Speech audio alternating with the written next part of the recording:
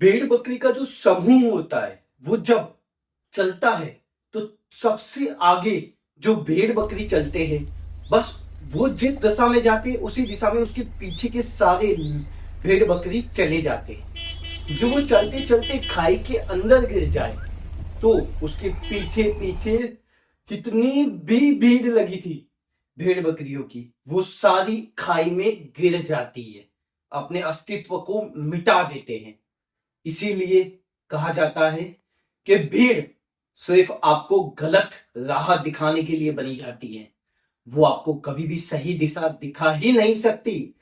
जो आप कहीं पे भी भंडारा कर लेते हैं तो लाखों की भीड़ आ जाएगी फ्री का खाने के लिए, लेकिन उसकी जगह आप कोई अच्छा काम कीजिए, लोगों को फाइनेंशियल अवेयर कीजिए, लीगल अवेयर कीजिए, मोटिवेट करने के लिए वहां पे कोई सेमिनार अरेंज कीजिए फ्री में, फिर वहां पे कोई आपको नहीं दिखेगा।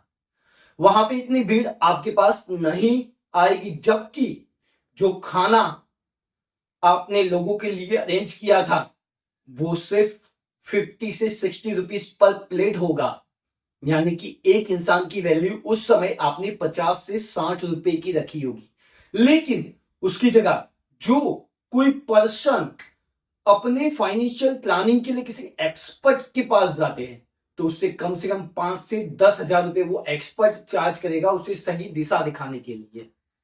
यानी कि महंगी चीज, अच्छी वैल्यूबल चीज आप लोगों को दे रहे हो, लेकिन फिर भी लोग उसी सस्ती और घटिया चीज की ओर ही अट्रैक्ट होते हैं।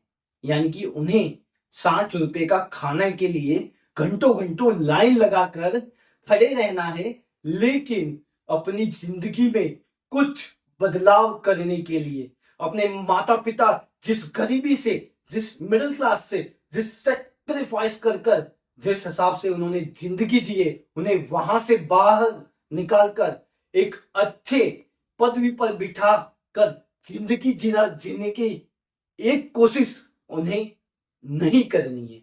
उनके पास समय की कमी है उसके लिए, लेकिन भीड़ में मफत का खाने के लिए उनके पास फुल टू फुल टाइम है।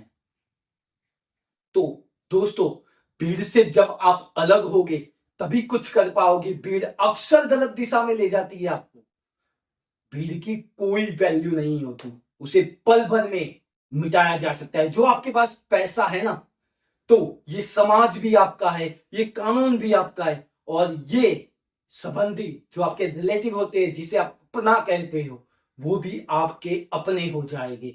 और ये पैसों ने जो आपके हाथ में से निकलना शुरू कर दिया ना, तो ये सारे लोग आप पर थूक कर चले जाएंगे। तो इसीलिए अपनी पहचान बनाओ, लोगों से अलग बनकर। लोग खाई में गिरेंगे, आपको खाई में नहीं गिरना है। आपको सफल होकर उन लोगों के मुंह पे एक तमाशा लगाना है, एक चाटा लगाना है।